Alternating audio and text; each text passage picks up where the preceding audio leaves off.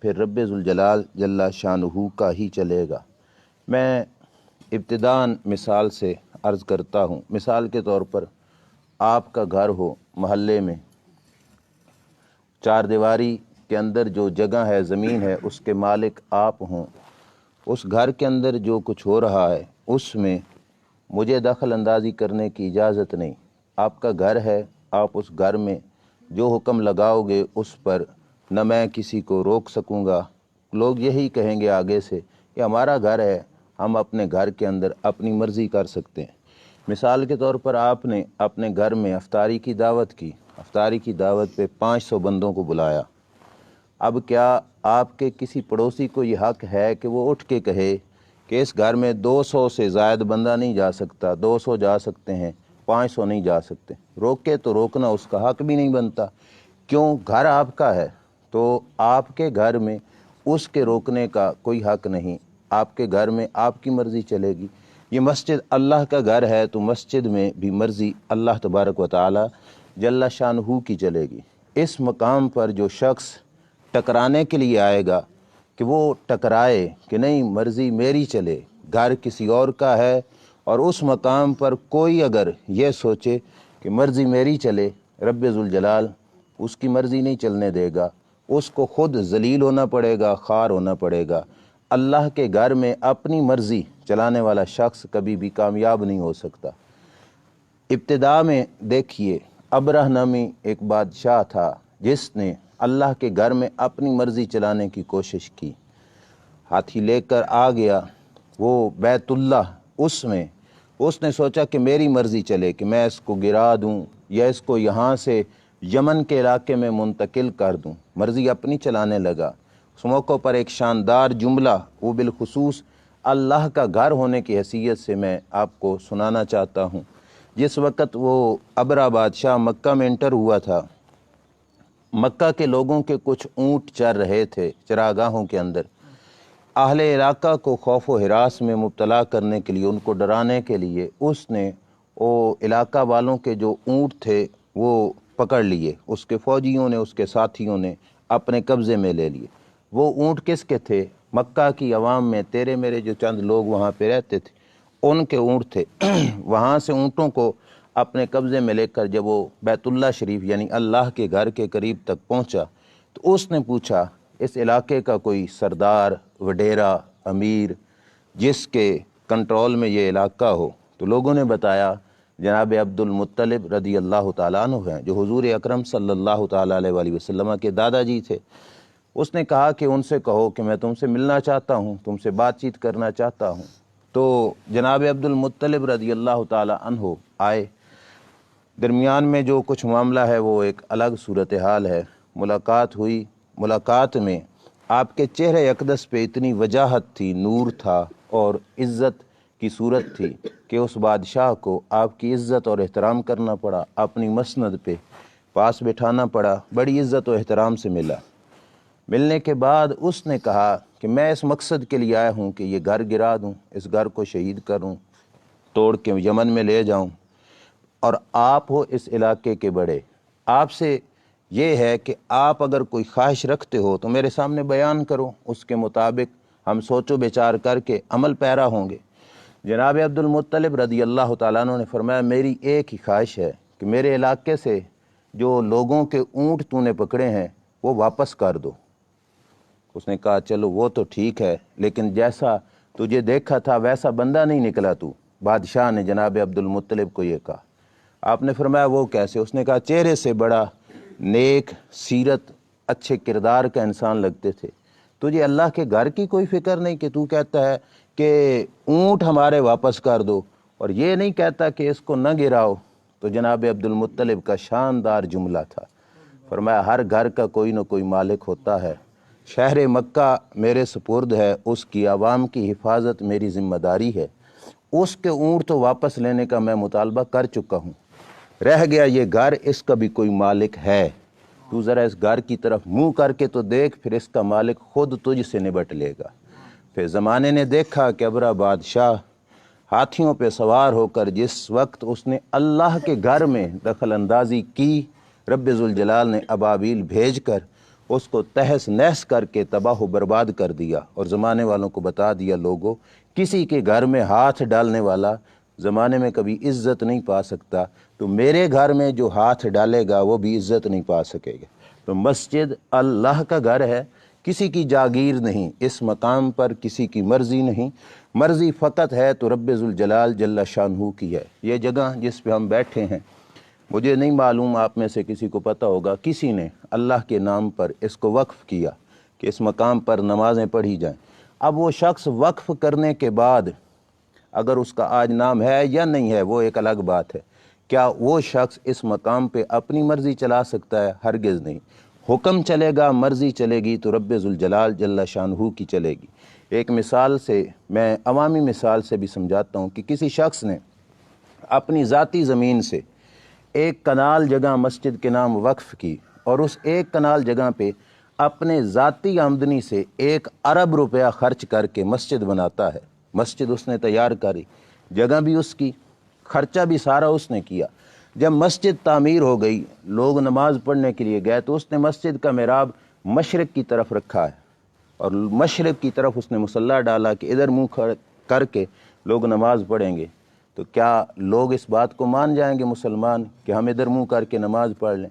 وہ کہے بھائی میری جگہ ہے، میں نے اتنا خرچہ کیا، لہٰذا اس مقام پر میری مرضی چلے گئی، منہ ادھر کر کے نماز پڑھو، تو قطعاً اس کی مرضی نہیں چلے گی، اگرچہ سارا خرچہ اس کا ہے، لیکن مشرق کی طرف منہ کر کے کوئی بھی نماز نہیں پڑھے گا۔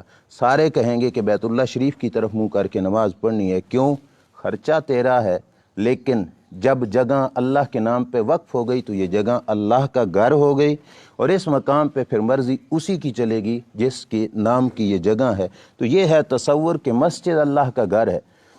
جن حضرات کو حج و عمرہ کی سعادت حاصل ہے وہ جانتے ہیں کہ عرب میں ایک مسجد ہے جس کو مسجد ذوالقبلتین کہا جاتا ہے، وہ مسجد 2 قبلوں والی۔ اس میں کیا تھا؟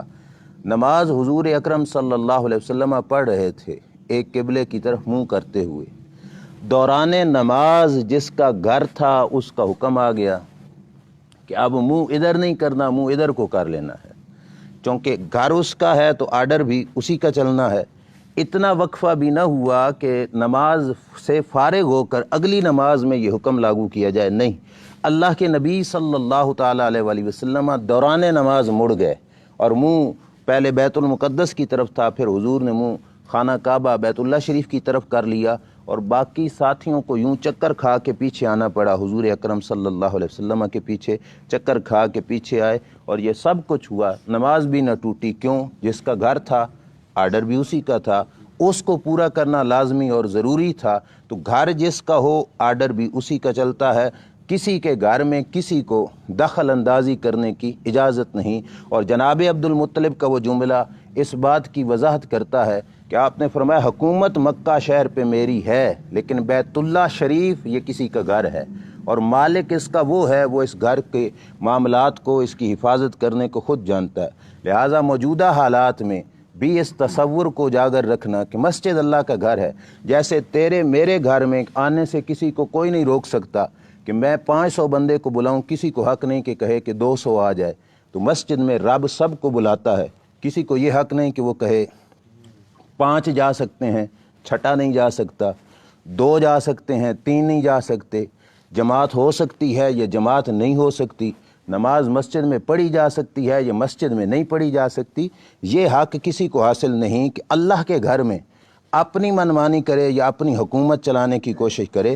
اللہ کا گھر اللہ کا گھر ہے، اور اس مقام پہ حکومت ہے تو رب ذوالجلال جل شانہ کی ہے، اور جو شخص رب سے ٹکرانے کی کوشش کرے گا وہ اپنے آپ کو ذلیل و خوار کرے گا کہ اللہ کے گھر میں اپنا آرڈر نہ چلاؤ، جس کا گھر ہے اسی کا آرڈر چلے گا، اور جس کے گھر میں پھر کوئی چلا جائے اس کی حفاظت کرنا گھر والے کی ذمہ داری ہوتی ہے، بلکہ اس کی متعلقہ چیزوں کی بھی حفاظت کرنا گھر والوں کی ہی ذمہ داری ہوتی ہے۔ اس بات کو بھی آپ مثال سے سمجھو، آپ نے دعوت دے کر کسی شخص کو سرگودا سے بلایا، آپ کے گھر میں وہ آ گیا، اب آپ کے گھر میں جو آیا شخص، اس کی اس محلے میں کئی گھروں کے ساتھ دشمنی تھی، اس کے دشمن گنے اٹھا کے آ گئے کہ ہمارا دشمن تیرے گھر میں ہے، ہم نے اسے مارنا ہے۔ اب کیا جس گھر میں وہ آیا، جس کے گھر میں تھا، کیا گھر کا مالک درمیان سے ہٹ جائے گا کہ چلو ٹھیک ہے تم جانو وہ جانے بشک مارو؟ نہیں، وہ کہے گا نا میاں، جب تک ہے میرے گھر میں اس وقت تک تم اسے ہاتھ ہی نہیں لگا سکتے۔ کیوں؟ کیونکہ جب تک میرے گھر میں ہے معاملہ میری عزت کا ہے، اسے تم کچھ کہو گے تو وہ میرے پہ اٹیک آئے گا کہ میں اس کی حفاظت نہیں کر سکا، میں اس کو بچا نہیں سکا تمہارے ہاتھوں سے، لہٰذا واپس چلے جاؤ۔ کچھ کہنا ہے تو اس وقت کہہ دینا جب میرے گھر سے نکل جائے گا، میرے گھر میں جب تک ہے اس وقت تک تم اسے کچھ نہیں کہہ سکتے۔ یار دنیا داروں میں یہ اصول ہے کہ کسی کے گھر میں کوئی آئے تو گھر والا اسے کسی کے ہاتھوں میں مارنے نہیں دیتا۔ گھر رب کا ہے، رب کے گھر میں کوئی آئے، کیا رب ذوالجلال جل شانہ معاذ اللہ اتنا کمزور ہے کہ رب کرونا کے ہاتھ سے اسے مرنے دے گا اور اللہ تعالیٰ اس کو اس کے سپرد کر دے گا؟ اگر تیرا مہمان دشمن کے ہاتھ سے تیرے گھر میں رہتے ہوئے بچ سکتا ہے تو رب کے گھر میں بھی آیا ہوا، اللہ کے حکم سے آیا ہوا، اللہ کی حفاظت میں ہوتا ہے اور رب ذوالجلال جل شانہ اسے بھی کچھ نہیں ہونے دے گا۔ بس معاملہ ہے کہ اپنے اندر سے معاملہ سیدھا ہو، اس وقت اللہ تبارک و تعالیٰ جل شانہ کرم نوازی کرتا ہے۔ اور یہ چیز جو صورتحال اب پیدا ہوئی، اس سازش کے پیچھے جو ہاتھ ہے وہ میں باقاعدہ حوالے سے عرض کر رہا ہوں۔ جو بابری مسجد انڈیا میں تھی، اس مسجد کا 1994 سے لے کر 2018 تک کیس چلا کورٹ کے اندر، اور 27 ستمبر 2018 کو ہائی کورٹ نے یہ فیصلہ کیا مسجد کے حوالے سے کہ مسلمان کے لیے کوئی ضروری نہیں کہ وہ مسجد میں ہی نماز ادا کرے، یعنی نماز اور مسلمان کا اور مسجد کا آپس میں کوئی اتنا گہرا تعلق نہیں، لہٰذا بابری مسجد کے حوالے سے مسلمانوں کے مطالبات ٹھیک نہیں ہیں۔ کوئی ضروری نہیں کہ وہ بابری مسجد میں ہی نماز کو ادا کریں، گھروں میں پڑھ لیں تو ہم اس کو مطلب بھائی شہید کر دیں۔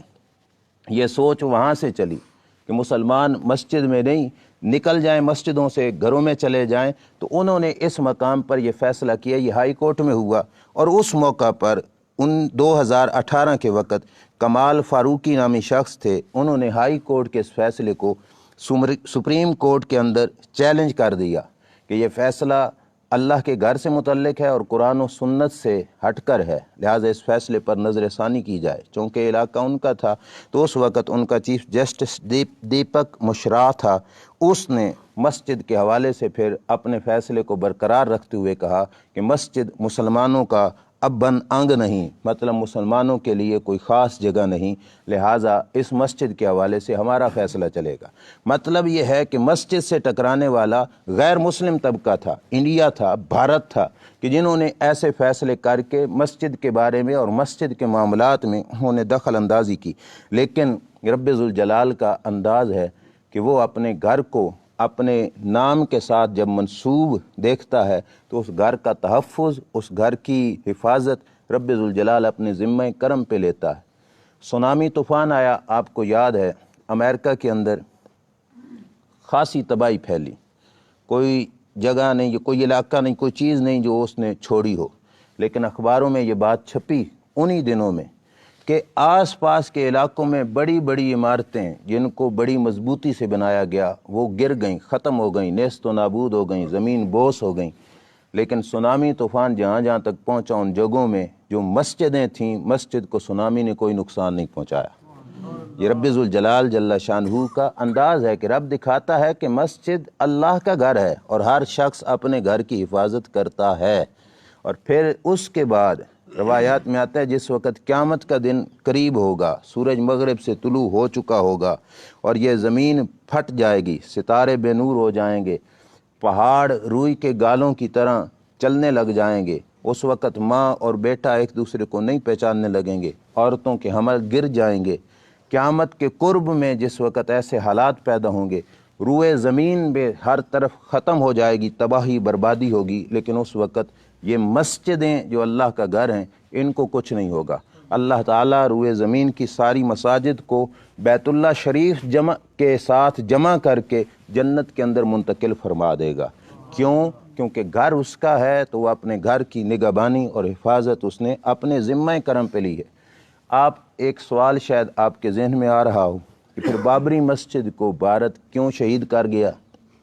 اللہ کا گھر تھا تو اللہ کی اس کی حفاظت کرتا۔ اس کا معاملہ یہ ہے کہ وہاں پہ مسلمان بھی تھے اور ہم مسلمان بھی ہیں، اس معاملے میں حفاظت کرنا یہ ہمارے اوپر ایک ڈیوٹی بھی تھی کہ رب اپنے بندوں کو بھی آزماتا ہے کہ میرے بندے اس معاملے میں ذرا کتنے کمزور ہیں یا کتنے قوی ہیں، کہ ان کے گھر کی دیوار کوئی پھیلائیں گے تو وہ گنے اٹھا کے آ جاتے ہیں، اور اللہ کے گھر کے ساتھ ان کا بھلا کتنا سا تعلق ہے، اللہ کے گھر کے ساتھ ان کی کتنی محبت ہے۔ دیکھو اسی کعبہ پر ابرا نے حملہ کیا، وہ تو تباہ و برباد ہو گیا، حملہ نہ کر سکا اور کوئی نقصان بھی نہ پہنچا سکا، اور یزید جس نے امام حسین رضی اللہ تعالی عنہ کے خلاف اٹھا تھا اس نے بھی حملہ کیا تھا اپنے دور حکومت میں، اور اس کے حملے سے منجنیقوں سے پتھر برسائے گئے تھے خانہ کعبہ پر، خانہ کعبہ شریف کا غلاف جل گیا تھا، چھت مبارک جل گئی تھی، چھت میں ابراہیم علیہ السلام کے پاس آنے والے مینڈے کے سینگ تھے وہ بھی جل گئے تھے، دروازہ شریف بھی جل گیا تھا، لیکن اس وقت ایسا کیوں نہیں ہوا؟ رب نے آزمایا کہ میرے بندے اس کے لیے کیا کچھ کرتے ہیں۔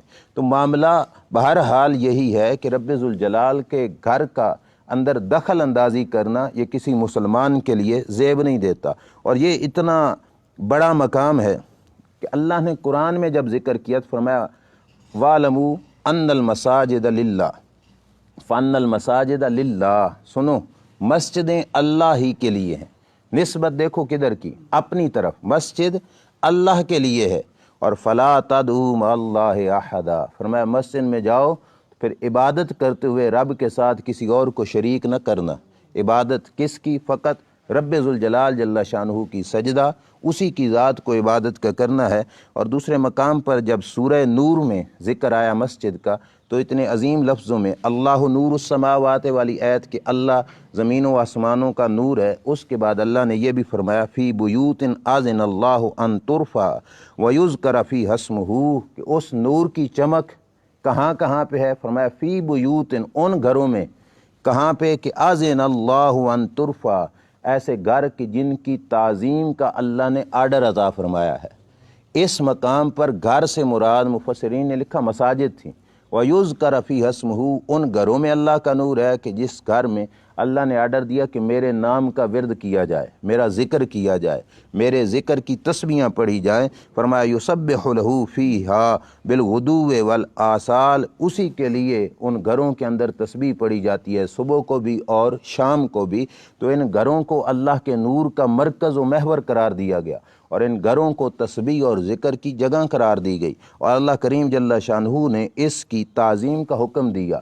اور مسجد کے بنانے میں بنیادی کردار بھی ہونا چاہیے کہ ایک ہے مسجد اللہ کے لیے بنائی جائے، اور ایک ہے مسجد بنانے میں اگر نیت میں فطور ہو تو ایک مسجد زرار جو بنائی گئی تھی، اللہ نے اس کے بارے میں حضور کو حکم دے دیا تھا، فرمایا لا تقم فیہ ابدا، محبوب ایک منٹ کے لیے بھی اس مسجد میں نہیں جانا۔ کیوں؟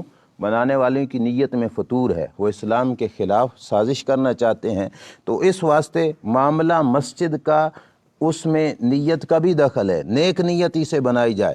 اب وہ جو پہلے مثال میں نے دی کہ سارا خرچہ کر کے قبلہ مشرق کی طرف رکھ رہا ہے، وہ شخص سارا کچھ کیا لیکن اپنی مرضی چلا رہا ہے، اس مسجد میں مومن کو تو جانے کی اجازت نہیں، وہاں پہ ہم کیسے نماز پڑھیں گے؟ مشرق کی طرف منہ کریں تو نماز ہی نہیں ہوگی۔ نماز کے لیے منہ اللہ کے حکم کے مطابق قبلہ شریف کی طرف کرنا پڑے گا، اور اس لحاظ سے پھر مسجد کی عظمت اس مقام پہ ظاہر ہوتی ہے جس مقام پر مسلمانوں پر غیر مسلم حاکم ہوں اور حالات وہاں پہ ٹھیک نہ ہوں۔ ایک شخص جنوبی افریقہ کے علاقے میں وزٹ کے لیے گئے تو وہاں پہ جو ہے کیپ ٹاؤن کے علاقے میں کچھ لوگ ملے، کچھ لوگ مسلم جن کی مسجد تھی اور وہ اس میں نماز پڑھتے تھے۔ جنوبی افریقہ کے لوگوں نے بتایا کہ یہ لوگ جو یہاں پہ رہتے ہیں یہ یہاں کے نہیں، یہ ملایا کے علاقے سے آئے، کہ جس وقت انگریزوں نے ملایا کے علاقے پہ حملہ کیا وہاں سے کچھ مسلمانوں کو جنگی قیدی بنا کے یہاں پہ لے آئے تھے، اور انہوں نے جنگی قیدیوں کے ساتھ سلوک یہ کیا تھا کہ ان کو زنجیروں میں جکڑ کے رکھا، اور ان کو نماز پڑھنے کی بھی اجازت نہیں ہوتی تھی کہ وہ نماز پڑھ سکیں۔ ہاں شام سارا دن ان کے جو جکڑنے والے مزدور تھے ان سے کام کاج لیتے، شام کو کھانا کھلا کے ان کی بیڑیاں چھوڑ دیتے کہ اپنے بیرکوں میں جا کے سو جائیں۔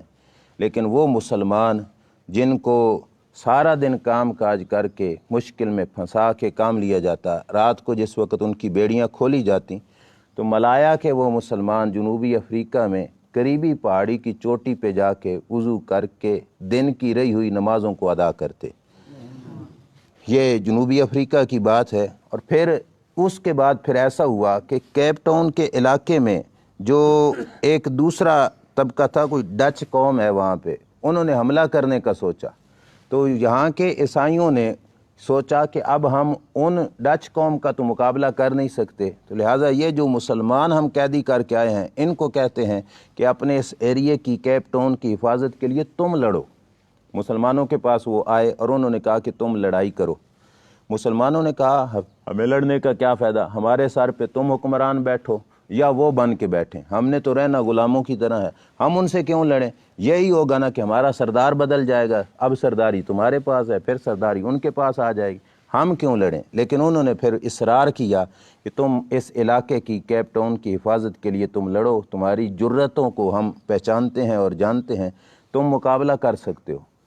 تاریخ کے اندر یہ بات موجود ہے کہ ان مٹھی بھر مسلمانوں نے جس وقت اتنے ظلم سہ ہوئے تھے، ساری تکلیفیں سہی ہوئی تھیں، ان کو لڑنے کا جب کہا گیا، مطالبہ کیا گیا، تو انہوں نے اپنے مطالبے کا عوض اور معاوضہ کیا مانگا؟ انہوں نے یہ کہا کہ اگر ہم نے لڑنا ہی ہے تو پھر ہماری ایک بات اور شرط تمہیں منظور کرنا پڑے گی۔ انہوں نے کہا کیا؟ کہ اگر ڈچ قوم سے ہم کیپ ٹاؤن کا علاقہ فتح کر لیتے ہیں تو کیپ ٹاؤن کے علاقے میں ہمیں مسجد بنانے کی اجازت دی جائے گی۔ اب دیکھو، محلے میں نماز پڑھنا یہ کوئی مشکل کام نہیں، مزہ وہ ہے کہ جہاں پہ دشمنوں کے نرغے میں بیٹھ کے بندہ نماز ادا کرتا ہے۔ تو انہوں نے کہا ہمیں یہاں پہ مسجد بنانے کی اجازت دی جائے، اور یہاں پہ انہوں نے لکھا کہ دیکھو ایسے مقام پر یہ بھی تو کہہ سکتے تھے کہ ہمیں آزاد کر دیا جائے، ہمیں غلامی میں نہ رکھا جائے، یہ بھی کہہ سکتے تھے کہ ہمیں گھر کے لیے زمین دی جائے، یہاں پہ ہم اپنا گھر بنا سکیں، لیکن ان مسلمانوں کا، مٹھی بھر مسلمانوں کا یہ مطالبہ تھا کہ ہم فتح کر کے اس علاقے کو مسجد بنائیں گے۔ رب ذوالجلال نے ان کو فتح عطا فرمائی، مسلمان جیت گئے۔ اس قوم نے ان کی کوئی مدد ہی نہ کی مالی لحاظ سے، اور مسلمانوں کو اجازت دے دی کہ مسجد بناؤ۔ اوکھے سوکھے ہو کے مسلمانوں نے مسجد بنائی، اور اس علاقے میں ان کے پاس ایسے آلہ جات بھی نہیں تھے جن کے ذریعے وہ قبلے کی سمت کا تعین کرتے کہ قبلہ کس طرف ہے۔ اندازے کے ساتھ انہوں نے جو ہے قبلہ شریف کی طرف محراب رکھ کے مسجد بنا ڈالی۔ آج تک کیپ ٹاؤن کے علاقے میں وہ مسجد موجود ہے۔ بعد کے اندر جس وقت حالات کچھ درست ہوئے، قطب نما اور قبلہ کی سمت معلوم کرتے ہوئے چیک کیا گیا تو 25 درجے کے 26 درجے وہ تھوڑا سائیڈ پہ ان کا محراب بنا ہوا تھا، تو پھر مسجد اسی حالت پہ رہی، لیکن صفیں تھوڑی انہوں نے ٹیڑھی کر کے نماز ادا کی۔ وہ یہاں سے جانے والے کہتے ہیں کہ آج بھی اس مسجد میں صفیں ٹیڑھی ڈالی جاتی ہیں، لیکن مسلمانوں کی غیرت کا وہ منہ بولتا ثبوت ہے کہ مسلمانوں نے اس مقام پر گھر کا اور آزادی کا مطالبہ نہیں، مطالبہ تھا کہ کیا تھا کہ ہم اس مقام پر اللہ کے گھر کو تعمیر کریں گے۔ اور جس وقت ریاست مدینہ کی بنیاد رکھی جا رہی تھی، سرکار مکہ سے ہجرت کر کے مدینہ شریف میں تشریف لے کے آئے تھے، حضور نے اپنا گھر نہیں بنایا پہلے، نہ اپنی بیویوں کے لیے کوئی بنگلہ بنایا۔ سب سے پہلی جگہ نومولود ریاست مدینہ میں نئی پیدا ہونے والی اس مقام پر حضور نے جس چیز کی بنیاد رکھی وہ مسجد تھی اور اللہ کا گھر تھا۔ وہ مسجد نبوی آج بھی موجود ہے۔ سرکار نے اس کی جگہ خریدی، صحابہ کے ساتھ مل کر اس کی مزدوری میں حضور اکرم صلی اللہ علیہ وسلم شریک تھے، اور اس وقت پتھر اٹھا کے حضور لاتے تو صحابہ نے عرض کیا یا رسول اللہ ہم ہیں، آپ کیوں تکلیف اٹھا رہے ہیں؟ تو میرے کریم آقا صلی اللہ علیہ وسلم نے ارشاد فرمایا صحابہ جیسے ثواب کی تمہیں ضرورت ہے نا، ایسے ثواب کی مجھے بھی ضرورت ہے۔ تو فرمایا اس واسطے میں بھی کر رہا ہوں۔ تو یہ ان کی کرم نوازی تھی، ورنہ جن کے صدقے سے گناہ گاروں کو جنت ملنی ہے ان کو مجبوری تو کوئی نہیں تھی، لیکن ہمیں سبق سکھانا تھا کہ میں سب کچھ ہونے کے باوجود بھی اس مقام کی خدمت کر رہا ہوں تو تمہارا بھی حق بنتا ہے۔ اور پھر ایک بہت بڑا انعام، اس حدیث کو ذہن میں رکھنا، مسند احمد اور ترمذی شریف کی ہے۔ میرے کریم آقا صلی اللہ تعالیٰ علیہ وآلہ وسلم نے فرمایا اذا رأیتم الرجل یتعاہد المساجد، فرمایا جب کسی شخص کو دیکھو کہ مسجد کی دیکھ بھال کر رہا ہے، مسجد کی رکھوالی کر رہا ہے، مسجد کے معاملات میں نظر کر رہا ہے، تو فرمایا فَأَشْهِدُوا لَهُ بِالْإِيمَانِ، فرمایا اس کے مومن ہونے کے تم گواہ بن جاؤ۔ فرمایا اس شخص کے مومن ہونے کے تم گواہ بن جاؤ۔ اور دلیل کیا بیان کی؟ فرمایا گھر اس کا ہے اور اپنے گھر کے اندر ہر کسی کو وہ نہیں داخل ہونے دیتا، اسی کو داخل ہونے دیتا ہے جس کے ساتھ اس کا تعلق ہوتا ہے، اور اپنے گھر کی نگہبانی بھی اسی کو سونپتا ہے جس کے ساتھ اس ذات کا پیار اور محبت کا رشتہ ہوتا ہے، ہر کسی کو نہیں۔ ہمارے گھر میں کوئی بلا داخل ہو کے دکھائے، ہر کوئی نہیں داخل ہوگا۔ جن کے ساتھ ہمارے تعلقات ہوں گے وہ ہمارے گھر کی دہلیز کو عبور کریں گے۔ خانہ خدا میں وہی جائے گا جس کے ساتھ رب ذوالجلال کا تعلق ہوگا۔ پرانے وقتوں کی بات ہے، جس وقت سفر گاڑیوں میں، سادہ گاڑیوں میں کیے جاتے تھے، تو سفر کے دوران ایک بزرگ نے ڈرائیور سے کہا کہ گاڑی روکیے میں نماز ادا کر لوں، تو ڈرائیور نے کہا ٹھیک ہے جلدی جلدی آ جانا۔ وہ بزرگ اترے، نماز پڑھنے کے لیے گئے، کافی دیر گزر گئی لیکن مسجد سے باہر کوئی نہ آئے، تو انتظار کرتے ہوئے انہوں نے پیچھے سے بندے بھیجے، انہوں نے آوازیں وغیرہ دیں لیکن بزرگ نکل نہیں رہے تھے۔ آخرکار ڈرائیور نے دروازے پہ آ کے کہا کہ بابا جی نکل بھی آؤ، کیا ہے جو تمہیں نکلنے نہیں دیتا؟ تو اس وقت بزرگوں نے منہ پیچھے کر کے کہا وہی ہے جو تجھے اندر نہیں آنے دیتا، مجھے باہر نہیں آنے دیتا۔ تو گھر اس کا ہے تو آنے کی توفیق، اور مطلب جیسے ہمارے گھر میں معاملہ ہو تو ہم جس کو انوائٹ کرتے ہیں، دعوت دیتے ہیں، وہی آتا ہے، تو اس کے گھر ہے تو وہ اس گھر کی حفاظت کے معاملے میں جس کو حکم دے گا وہ اسی کو اندر آنے کی اجازت بھی ہوگی اور وہی اندر داخل ہو سکے گا۔ میرے شیخ کامل آخری بات، اور پھر میں بات ختم کرتا ہوں، مسجد اللہ کا گھر ہے، اس حوالے سے میرے شیخ کامل حضور شیخ الاسلام والمسلمین خواجہ خواجگاں خواجہ محمد قمر الدین سیالوی رحمۃ اللہ تعالی علیہ آستانہ عالیہ مقدسہ سیال شریف کے چوتھے سجادہ نشین، آپ کے والد گرامی جن کا اسم مبارک تھا مجاہد ملت حضرت خواجہ محمد ضیاء الدین سیالوی رحمۃ اللہ علیہ، یہ تیسرے سجادہ نشین تھے۔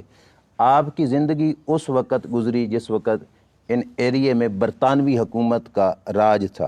اس دوران آپ چلتے ہوئے خواجہ محمد ضیاء الدین سیالوی رحمۃ اللہ علیہ دلی کی سرزمین پہ پہنچے۔ دلی کی سرزمین پہ پہنچے تو نماز کا وقت ہو گیا۔ جس وقت نماز کا وقت ہوا تو خواجہ محمد ضیاء الدین سیالوی رحمۃ اللہ تعالی علیہ نے ساتھیوں سے، مریدوں سے کہا کہ کوئی جگہ تلاش کرو۔ دیکھا تو ایک مسجد تھی لیکن مسجد کو تالا لگا ہوا ہے، مسجد لاک ہے۔ تو ساتھ دیکھا تو ایک سنتری کھڑا تھا، چونکہ انڈیا کا علاقہ تھا، تو وہ حضرت صاحب کے ساتھیوں نے پوچھا کہ مسجد بند کیوں ہے، نماز کا وقت ہے؟ تو انہوں نے کہا کہ حکومت وقت کا آرڈر ہے کہ مسجد یہ نہیں کھولی جائے گی۔ انہوں نے کہا کیوں؟ کہا بس کسی مسلمان کو اس میں نماز پڑھنے کی اجازت نہیں۔ تو کہا ہم تو پڑھیں گے۔ تو اس سنتری نے کہا کہ حکومت کی طرف سے آرڈر ہے کہ اگر کوئی زبردستی مسجد میں انٹر ہو اور نماز پڑھنے لگے اسے گولی مار دی جائے۔ یہ آرڈر اس نے سنایا اور دروازے پہ کھڑا تھا۔ ساتھیوں نے جا کے خواجہ محمد ضیاء الدین سیالوی رحمۃ اللہ تعالی علیہ کو یہ بات بتائی تو آپ نے فرمایا واہ، گھر اللہ کا ہے اور چوکی دارہ تم کر رہے ہو اور وقت نماز کا ہے، تو ہم کیسے اس گھر کو بے آباد ہونے دیں؟ فرمایا نماز ہم اسی میں پڑھیں گے۔ خواجہ محمد ضیاء الدین سیالوی رحمۃ اللہ تعالی علیہ نے جا کے تالے کے نیچے ہاتھ کیا، وہ جن کی زندگی رب کے لیے گزری ہو، رب تعالیٰ ہر چیز ان کے تابع بنا دیتا ہے۔ تالا ٹوٹ کے آپ کے ہاتھ میں آیا، فرمایا ساتھیوں سے دروازہ کھولو، مسجد کی صفائی کرو اور اذان پڑھو۔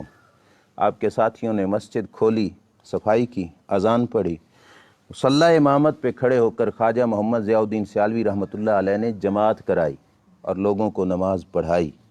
اور یہ بات فوز المقال فی خلفائے پیر سیال میں آج تک لکھی ہے کہ حضرت خواجہ ضیاء الدین سیالوی رحمۃ اللہ علیہ نے فرمایا قریب کے علاقے سے ڈھونڈ کے لے آؤ، کوئی پڑھا لکھا شخص ہو۔ ڈھونڈ کے لے آئے ایک مولوی صاحب کو، بلایا، ملاقات کرائی تو فرمایا مولانا تمہاری ڈیوٹی ہے 5 وقت کی نماز اس مسجد میں اذان اور جماعت کرانا تمہاری ڈیوٹی ہے، تمہاری تنخواہ آستانہ عالیہ سفال شریف سے میں بھیجتا رہوں گا۔ مسجد کہاں؟ دلی میں، اور تنخواہ کہاں سے جاتی؟ سیال شریف سے جا رہی تھی۔ کیوں؟ اللہ تعالیٰ نے فرمایا نا اللہ کا گھر ہے اور گھر کی ذمہ داری رب اسی کو سونپتا ہے جس کے ساتھ رب کو پیار ہوتا ہے۔ اب اس مقام پہ بھی انہوں نے اپنی طرف سے خرچہ بھیج کر اس مقام پہ باقاعدہ امام مقرر کیا، اور انہوں نے اس مقام پر جو ہے مسجد کے اندر نمازیں اور جماعت کو باقاعدہ طور پہ شروع کیا۔ اس بات کے عرض کرنے کا بھی مقصد ہے کہ وہ اللہ کا گھر ہے اور اللہ تبارک و تعالیٰ کے ذمہ کرم پہ ہے، لہذا مسجد کے ایریے میں کسی کو حق نہیں کہ وہ اپنا آرڈر نافذ کرے۔ صرف میں کسی کو نہیں، مطلب مجھے بھی نہیں، آپ کو بھی نہیں۔ ہاں اگر اللہ اور اس کے رسول صلی اللہ علیہ وسلم کا کوئی حکم ہو تو وہ سنانے کا مطلب یہ نہیں ہوگا کہ ہم اپنا آرڈر نافذ کریں، مطلب یہی ہوگا کہ ان کے آرڈر کو بتایا جا رہا ہے، ان کے آرڈر پہ عمل کرنے کا کہا جا رہا ہے۔ لہٰذا کسی اور کو حق نہیں ہوتا کہ مسجد کے اندر مسجد کے معاملات میں اپنے حکم کو نافذ کرے۔ اور اعتکاف یہ اللہ تعالیٰ کی مہمانی ہے کہ اللہ تعالیٰ کا مہمان بن کر بندہ اللہ کے گھر میں بیٹھتا ہے، اور پھر 10 دن یا 9 دن جو اللہ کے گھر میں گھر بار چھوڑ کے بیٹھ جاتا ہے، بزرگ فرماتے ہیں اس کا یہی مطلب ہوتا ہے جیسے بندہ اپنے مطالبات کو حاصل کرنے کے لیے کسی کے دروازے پہ جا کے دھرنا دیتا ہے کہ میں بیٹھا ہوں، جب تک میرے مطالبہ نہیں پورا ہوگا میں تیرے دروازے پہ بیٹھتا ہوں، تو اس کے حق کو مطالبے کو پورا کیا جاتا ہے۔ تو بندہ بھی مالک کے گھر آ جاتا ہے کہ مولا تیرے گھر بیٹھا ہوں، میری یہ دعائیں ہیں، میری دعاؤں کو پورا کر، اور میں اس وقت تک تیرے گھر اور تیرے دروازے پہ بیٹھا ہوں۔ عام شخص کے گھر کے دروازے پہ جا کے کوئی بیٹھے تو وہ اسے خالی نہیں موڑتا، تو رب کا گھر ہے، اللہ کا گھر ہے، بس یہ تصور بہت بڑا ہے، جو اس کے گھر میں آ کے بیٹھ گیا اللہ تعالیٰ اس کو بھی خالی نہیں موڑے گا۔ اللہ کی بارگاہ میں دعا ہے اللہ ہمیں عمل کی توفیق عطا فرمائے۔